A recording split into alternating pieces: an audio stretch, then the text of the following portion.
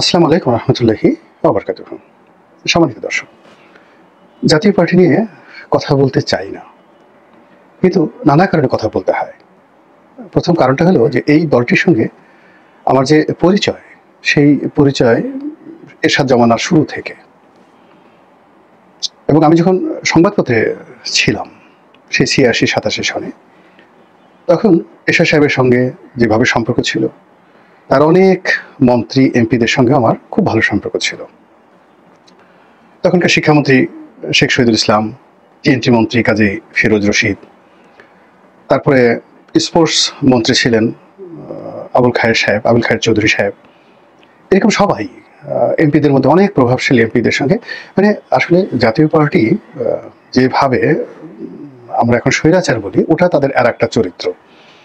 কিন্তু তার যারা মন্ত্রী ছিলেন, সংসদ সদস্য ছিলেন, বিশেষ করে যারা সিনিয়র পর্যায়ের ছিলেন, তাদের যে প্রো পিউপিল অ্যাক্টিভিটিস ছিল, ওটা আমি আসলে পরবর্তী কোনো জমানাতে দেখিনি। ১৯৮৬-৮৭ সনে জাতীয় পার্টির মন্ত্রীদের, বিশেষ করে যারা পলিটিক্যালি খুব ম্যাচিউর ছিলেন, তাদের বাসা, সেটা আনোয়ার হোসেন মঞ্জু বলেন, শেখ শহীদুল ইসলাম বলেন, কাজী ফিরোজ রশিদ বলেন, তো তাদের বাসাটা বা বাড়িটা, সরকারি বাড়িটা যেভাবে উন্মুক্ত ছিল জনগণের জন্য, এটা ৯১-এর পর থেকে আজ অবধি ওইরকম কোনো মন্ত্রী বাড়ি ওইভাবে আমি দেখিনি।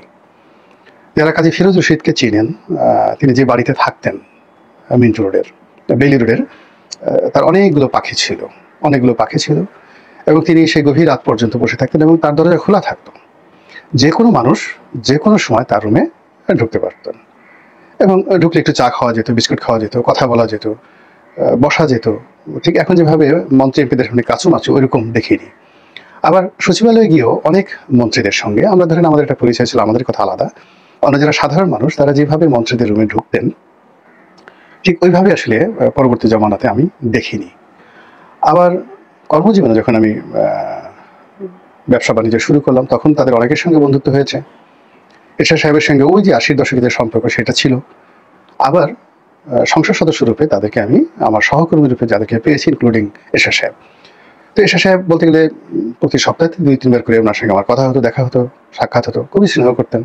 ফলে কি হলো, স্বৈরাচারী, দেশের ক্ষতি করেছেন, তারপর তাদের ব্যক্তিগত জীবন, এইগুলো একদিকে, আর ব্যক্তিগত সম্পর্কটা অন্যদিকে। এই জন্য আলোচনা না করে পারা যায় না। দ্বিতীয়ত, যখন চতুর্মুখী সংঘাত জাতীয় পার্টি, একদিকে হোসেন মোহাম্মদ এরশাদ, অন্যদিকে জিএম কাদের, আর একদিকে রওশন এরশাদ, আর একদিকে তার আর এক স্ত্রী বিদিশা এরশাদ। আমরা যারা বাইরে লোক আছি, যাদের লেখালেখি, টক শো, বিভিন্ন কারণে জনমত গঠন করার একটা সুযোগ আছে, তাদের মধ্যে আমার যতটুকু আছে আমি সেটা দিয়ে সবসময় জিএম কাদেরকে সমর্থন করেছি। এর কারণ হলো, জাতীয় সংসদে যখন তার সঙ্গে আমার দেখা হতো, কথা হতো, I found him as a friendly man. তাকে অনেস্ট মনে হতো। পরবর্তীতে আবার আমরা বাইরে অনেক সভা সমিতি, সেমিনারে আমরা পাশাপাশি বসেছি। তো তিনি যে আচরণ করতেন, কথাবার্তা বলতেন, এরশাদ সাহেব আমার প্রতি যেভাবে আন্তরিক ছিলেন, ওনার মধ্যে ঠিক সেই আন্তরিকতাটা দেখতাম। ফলে কি হলো, মানে তার সম্পর্কে আমার একটা অতি উচ্চ ধারণা ছিল। কিন্তু পরবর্তীতে তার জীবনে বেশ কয়েকবার সুযোগ এসেছে, বিশেষ করে ২০২৪ সনের নির্বাচনটা অ্যাভয়েড করার তার যথেষ্ট সুযোগ ছিল, যেটা সে করেনি। না করে সে ভারতের কথা মতো যখন সে সেখানে গেলেন শেখ হাসিনার সঙ্গে, তার যুক্তি ছিল ভারত বলেছে, আর দ্বিতীয় যুক্তি ছিল যে তিনি যদি না যান তাহলে শেখ হাসিনা রওশন এরশাদকে ডেকে নেবেন এবং তার পার্টি ভাঙনের মুখে পড়বে। এই যুক্তিতে তিনি সেখানে গেছেন, যেটা আমরা যারা জিএম কাদেরকে ভালোবেসেছি এবং যারা জাতীয় পার্টিকে এই ভালোবাসার কারণে তাদের কে নিয়ে অনেক সময় পজিটিভ কথা বলেছি, নেতিবাচক সমালোচনা করেছি, সবকিছু করেছি, বিষয়টা আসলে আমি অন্তত মানতে পারিনি। ফলে তখন থেকে আসলে আমি জিএম কাদের সাহেবের সমালোচনা করে আসছি, খুবই নিষ্ঠুর সমালোচনা করে আসছি, যা জিএম কাদেরকে নিঃসন্দেহে আহত করেছে, তার যারা প্রতিপক্ষ তাদেরকে আন্দোলিত করেছে, তাদেরকে খুশি করেছে। তো এরপর থেকে জিএম কাদের সাহেবের সঙ্গে আমার আসলে আর দেখাও হয়নি, কথাও হয়নি। এর মধ্যে তিনি যথেষ্ট বৃদ্ধ হয়ে গেছেন, ইমেজ হারিয়েছেন, তার পার্টির মধ্যে তার অবস্থা খারাপ হয়ে গেছে এবং তার সম্পর্কে যে সকল বদনাম, দুর্নাম এই ২৪শে নির্বাচনের পরে শুনে আসছি, সেটা তার চারিত্রিক স্খলঙ্ঘন, তার অর্থনৈতিক অসততা, ব্যক্তিত্বের দুর্বলতা এবং ব্যক্তিগত লোভ এবং লালসা, যেটা 2024 সনের আগে আমি আসলে কল্পনাও করতে পারিনি। এনিওয়ে, তারপর আমার কাছে মনে হয়েছে যে এই দলটি এখনো পর্যন্ত এরশাদের নামের কারণে উত্তরবঙ্গের অনেকগুলো এলাকাতে বেশ জনপ্রিয় এবং সেখানে ভালো প্রার্থী দিলে জাতীয় পার্টি একটা ভালো ভোট পেয়ে পাশ করে আসতে পারে। তো তিনি নির্বিবাদ ক্ষমতার অধিকারী হওয়ার পর, অর্থাৎ রওশন এরশাদকে পরাজিত করার পরে 2024 সনে আওয়ামী লীগ ক্ষমতা আসার পরে তিনি অতিমাত্রায় ক্ষমতাধর, অতিমাত্রায় বিশ্বাসী হয়ে পড়েন, আত্মবিশ্বাসী হয়ে পড়েন। এবং যখন সংসদে প্রধান বিরোধী দলীয় নেতা হন এবং শেখ হাসিনা একটা সময় তার প্রতি খুব রাগ ছিল, পরে আবার তিনি দেখলেন যে বিকল্প নাই, তখন তাকে তিনি আবার প্রমোট করা শুরু করলেন ইনস্টেড অফ রওশন এরশাদ। এই অবস্থায় শেখ হাসিনার পতন হলো এবং শেখ হাসিনার পতনের পরে সব মানুষের ক্রোধ গিয়ে এই জিএম কাদের এবং তার পরিবারের উপর পড়লো। তো কিছু কিছু মানুষ আমরা চেয়েছি যে না, থাকুক, জাতীয় পার্টি থাকুক, তার বিচার হোক, কিন্তু জাতীয় পার্টির উপর যেন কোনো মব তৈরি করা না হয়। তো সেইভাবে জাতীয় পার্টি টিকে আছে এবং বেশ কয়েকবার জাতীয় পার্টির অফিসে মব তৈরি করার চেষ্টা করা হয়েছে। জিএম কাদের সাহেব সাহস দেখিয়েছেন, আমি প্রশংসা করেছি, কিন্তু হাল আমলে এসে তিনি অল অন এ সাডেন তার দলটিকে আবার নতুন করে বিতর্কের মুখে ফেলে দিয়েছেন। এমনিতে দলের যারা শীর্ষ নেতা রয়েছেন, কাজী ফিরোজ রশিদ থেকে শুরু করে শহীদুর রহমান ট্যাপা, আবু হোসেন বাবলা, এরা এই ঢাকার রাজনীতিতে খুবই শক্তিশালী এবং তাদের যে শক্তিমত্তা এবং অর্থবিত্ত, এটা বিএনপি আওয়ামী লীগের যে কোনো নেতার সাথে কোনো অংশে কম নয়। এখন তাদের বিরুদ্ধে হয়তো মামলা আছে, পালিয়ে আছে, কিন্তু পল্টন এলাকাতে যদি ট্যাপা, শহীদুর রহমান ট্যাপা তিনি চান যে একটা ঘটনা ঘটাবেন, এখানে তার লোক আছে, জোন আছে, টাকা আছে, এবং এই পল্টন, পুরা পল্টন যে এলাকাতে জাতীয় পার্টির অফিস, নয়া পল্টন এলাকাতে আসলে মির্জা আব্বাস বলেন, অন্যান্য যারা বলেন, তারা আসলে ওনার সাথে গন্ডগোল করতে চাইবেন না, আপাতত দৃষ্টিতে মনে হতে পারে ক্যাডার বেশি, কিন্তু শহীদুর রহমান ট্যাপার একটা অবস্থা আছে। আবার পুরনো ঢাকার, বিশেষ করে সায়দাবাদ থেকে শুরু করে ডেমরা, এই অঞ্চলে বাবলা, আবু হোসেন বাবলা, তার যে ক্ষমতা, এখন সেই ক্ষমতাতে ধরে নবিউল্লাহ নবী বলেন, বা ওখানে দৌড় সালাউদ্দিন বলেন, বিএনপির দৌড় সালাউদ্দিন বলেন, বা ইশরাক বলেন, তাদের কারোর চাইতে এখনো পর্যন্ত আবু হোসেন বাবলার ক্ষমতা কোনো অংশে কম নয়। আর পুরো ঢাকার শহরে এখন ধরেন বিএনপির যারা গ্র্যান্ড মাস্তান আছেন, তারা কিন্তু পুরো ঢাকার শহরে ওইভাবে অলিতে গলিতে মাস্তানি করার মতো অবস্থা তাদের নেই। মানে আজিহুল্লাহ, যেমন ধরেন একটা এলাকাতে নীরব সাহেব আছেন, তিনি নিয়ন্ত্রণ করছেন, আরেকটি এলাকাতে ইশরাক নিয়ন্ত্রণ করছেন, আরেকটি এলাকাতে নবিউল্লাহ নবী, ওই যে মিরপুরে আমিনুল আছে, ফুটবলার আমিনুল, সে নিয়ন্ত্রণ করছে। তারপরে ধানমন্ডিতে নাসিরউদ্দিন অসীম, ব্যারিস্টার নাসিরউদ্দিন অসীম, রবিউল, তারা দুজনে Dhanmondi, new market, elephant road এলাকা নিয়ন্ত্রণ করছে, এভাবে আলাদা। কিন্তু অ্যাজ এ হোল পুরো ঢাকার একটা গ্র্যান্ড যে আন্ডারওয়ার্ল্ড, এটা নিয়ন্ত্রণ, যেটা একটা সময় এই কাজী ফিরোজ রশিদরা করতেন, মোস্তফা মহসিন মন্টুরা করতেন, হেমায়তুল্লাহ আওরঙ্গরা করতেন, পুরো ঢাকা শহরের যে কোনো জায়গাতে। তো সেই দিক থেকে এখনো পর্যন্ত একেবারে হাতি মরে গেল লাখ টাকা, বাঘ মরে গেল বিড়াল তারে খোঁচা দিতে পারে না। তো কাজী ফিরোজ রশিদের এখনো ওই ক্ষমতাটা রয়ে গেছে।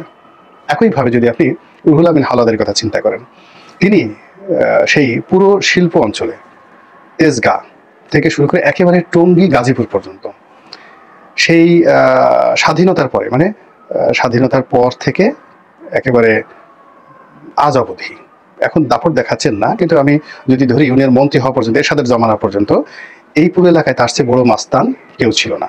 তো তিনি গাজীপুরের ওই অঞ্চল থেকে শুরু করে পুরো শিল্প অঞ্চলের যে শ্রমিক রাজনীতি, তার সঙ্গে অস্ত্রবাজি, মাস্তানি, গুন্ডামি, এবং এর সঙ্গে সঙ্গে আবার টাকা পয়সা।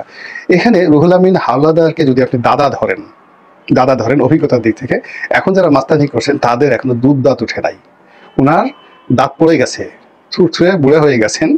দাদা যদি ধরেন, আর তার প্রতিদ্বন্দ্বী এখন যদি ধরেন, এই সমস্ত এলাকাতে যারা মাস্তানি করছেন, গাজীপুরে, টঙ্গীতে, তারপরে সাভারে, তারপরে তেজগাঁতে, উত্তরাতে, এই সমস্ত এলাকাতে যারাই কাজ করছেন, তারা রুহুল আমিন হাওলাদারের তুলনায় অবোধ শিশু, ইনফ্যান্ট, দাঁত এখন পর্যন্ত ওঠেনি। তো গেল এই রুহুল আমিন হাওলাদার, এই কজনের কথা বললাম। তো এদের মতো লোককে, রুহুল আমিন হাওলাদার শুধু এলাকা না, সেই ঢাকার মাস্তানি আবার সে বরিশাল পর্যন্ত নিয়ে গেছে, বরিশালের মাস্তানি পটুয়াখালী পর্যন্ত নিয়ে গেছে, পটুয়াখালীর মাস্তানি সে সেই যাকে বলা হয় কুয়াকাটা পর্যন্ত নিয়ে গেছে। এবং যেখানে যেভাবে দরকার, যেখানে গালি দরকার, যেখানে গলা টিপা দরকার, যেখানে হ্যান্ডশেক করা দরকার, যেখানে বুক মিলানো দরকার, তো সব কাজই তিনি করছেন, যাকে যেভাবে দরকার। এবং বিশেষ যে পলিটিক্স, তো এখনো পর্যন্ত জাতীয় পার্টির এই যে কয়জন নেতার নাম বললাম, এই সমপর্যায়ের নেতা বিএনপিতে নাই, আওয়ামী লীগে নাই। এখন এই নেতাদেরকে জাস্ট বিড়াল বানিয়ে তাদেরকে দল থেকে বহিষ্কার করে জনাব জিএম কাদের এই সময়টাতে যে ঝুঁকি নিয়েছেন, আমার কাছে মনে হচ্ছে না যে এই লোকগুলো খুব সহজে ছেড়ে দেওয়ার পাত্র। এর কারণ হলো তারা ডিজিএফআই চিনে, তারা এনএসআই চিনে, তারা জেলখানা চিনে, তাদের সবারই কারো কারো শত কোটি, কারো কারো হাজার কোটি টাকার বৈধ সম্পত্তি আছে। এই ঢাকা শহরে হাজার কোটি টাকার বৈধ সম্পত্তি আছে, তাদের ক্যাডার আছে, অস্ত্র আছে, তারা অস্ত্র চালাতে জানে, লাইসেন্স করে অস্ত্র চালাতে জানে, এমনকি বোমা মারতে, জর্দাজি ডিব্বা কিভাবে বানাতে হয়, হ্যাঁ, সেই মুনসিল দিয়া পটাশ দিয়ে কিভাবে বোমা বানাতে হয়, সেই বোমা আবার কিভাবে আর গায়ে মারতে হয়, এইগুলোর হাতে কলমে ট্রেনিং যেহেতু মাস্টার, বুঝতে সেই ঘটনাটা। তো এই সবগুলো লোককে যেভাবে মানে তাড়িয়ে দেওয়া হয়েছে, একইভাবে সেই আনিসুল ইসলাম মাহমুদ সাহেবের মতো অভিজাত ভদ্রলোক, শিক্ষিত সজ্জন লোকদেরকেও উনি তাড়িয়ে দিয়েছেন। এবং এই যে আনিসুল ইসলাম মাহমুদ, উনি তো সেও one of the richest man, মানে তার লেখাপড়া, এরশাদ জমানাতে তিনি পররাষ্ট্রমন্ত্রী ছিলেন, শেখ হাসিনার জমানাতে তিনি একাধিকবার মন্ত্রী ছিলেন। তারপরে এই যে ব্যারিস্টার মইনুল ইসলাম যিনি মারা গেলেন, ইত্তেফাকের মালিক, তার বড় ছেলের সঙ্গে আনিসুল ইসলাম মাহমুদের মেয়ের বিয়ে দিয়েছেন। তো তারা তো আসলে এই আনোয়ার মঞ্জু, ব্যারিস্টার মইনুল, আনিসুল ইসলাম মাহমুদ, এরা বাংলাদেশে ভেসে আসেনি। সেই তুলনায় এদের যে সিএস আরএস পর্সা আছে, 500 বছরের তাদের যে পারিবারিক ইতিহাস আছে, সেটা নিয়ে যদি টানাটানি করেন, তাহলে জনাব জিএম কাদেরকে খুঁজে পাওয়া যাবে না, একেবারে খুঁজেই পাওয়া যাবে না। এবং এদের অ্যাগেনস্টে তিনি যাকে মনোনয়ন দিয়েছেন, সেই শামীম হায়দার পাটোয়ারি, মানে এটা বলার মতো না। এর বাইরে যে মহাসচিব হিসেবে যিনি ছিলেন, মুজিবুল হক চুন্নু, এখন মুজিবুল হক চুন্নু সম্ভবত 25 বছর বা 26 বছর বয়সে এরশাদ জমানাতে প্রথম মন্ত্রী হয়েছেন। তিনি বিসিএস পাশ করে তিনি জজ হয়েছিলেন। সেই জজিয়তের চাকরি ছেড়ে দিয়ে তিনি ওই যে মন্ত্রী হয়েছিলেন 25 বছর বয়স, এখন পর্যন্ত কয়দিন আগেও তিনি মন্ত্রী ছিলেন, তাও কি যেন না আইনমন্ত্রী ছিলেন, তারপরে শ্রম কর্মসংস্থান মন্ত্রী ছিলেন। তো এই মানুষ যারা সব জানে, তার স্ত্রী একজন সেক্রেটারি, তো সে তো যেন তেন লোক না। মুজিবুল হক চিহ্ন নিজে বিশেষ কর্মকর্তা, তার স্ত্রী একজন বিশেষ কর্মকর্তা হয়ে একেবারে সচিব পর্যায়ের প্রমোশন নিয়ে, এই যাকে বলা হয় শেখ হাসিনার জামানাতে সচিব পর্যায়ে প্রমোশন নিয়ে তিনি রিটায়ার করেছেন। আর উনি সেই সরকারি বিসিএস চাকরি ছেড়ে দিয়ে তিনি এমপি হয়েছেন 3বার 4বার 5বার, কয়বার জানি না, 6-7বার হতে পারে। আবার এই মন্ত্রী হয়েছেন, অনেকবার মন্ত্রী হয়েছেন, কিন্তু কথাবার্তা বলেন, সবকিছু বলেন। অর্থাৎ পলিটিক্সের A to Z তিনি যা জানেন, তার মানে 1/10 না, 1000 ভাগের 1 ভাগও মানে জানাতে দূরের কথা, তার ধারের কাছে এখনো জিএম কাদের সাহেব ঢুকতে পারেনি। এরশাদ সাহেবের ভাই, এটাই হলো তার সবচেয়ে বড় পরিচয়। এখন এই যে দলের মধ্যে এত সুন্দর সুন্দর মানুষ থাকতে, তিনি কেবলমাত্র জেদের বশবর্তী হয়ে, ক্রোধের বশবর্তী হয়ে, বা নিজের যাকে বলা হয় ইগো, অথবা নিজের দুর্বলতা, নিজের অক্ষমতা, এসবের দিকে তাকিয়ে তিনি যে গৃহদাহ শুরু করলেন দলের মধ্যে, এটা আমার কাছে মনে হচ্ছে থামবে না। এবং এর পিছনে অনেক খেলাধুলা আছে, অনেক জড়িত কিছু আছে, এবং আমাদের দেশের রাজনীতির অনেক টার্নিং পয়েন্ট। এই যে জাতীয় পার্টির যে ব্যালেন্সিং পাওয়ার, তদুপ জামাতও একটা ব্যালেন্সিং পাওয়ার। এরা যে পাল্লায় বসে ও পাল্লায় জিতে যায়, এবং এরা যাদের বিরোধিতা করে ওদের সর্বনাশ হয়ে যায়। আপনি 91 থেকে এই পর্যন্ত দেখেন, জামাত এবং জাতীয় পার্টি, আপনি যতই তাদেরকে গালাগালি করেন, এরা যেখানে গেছে ওরা জয়লাভ করেছে, আর এরা যেখান থেকে ছেড়ে আসছে ওদের মরণ হয়েছে, ওদের পরাজয় হয়েছে, এবং ওই জিনিসটি এখনো পর্যন্ত বহাল আছে। তো কাজেই এই দলটি ভালো থাকুক, তাদের মধ্যে ঐক্য প্রতিষ্ঠিত হোক, এটাই আমার শুভকামনা। আসসালামু আলাইকুম রহমতুল্লাহি ওয়া বারাকাতুহু।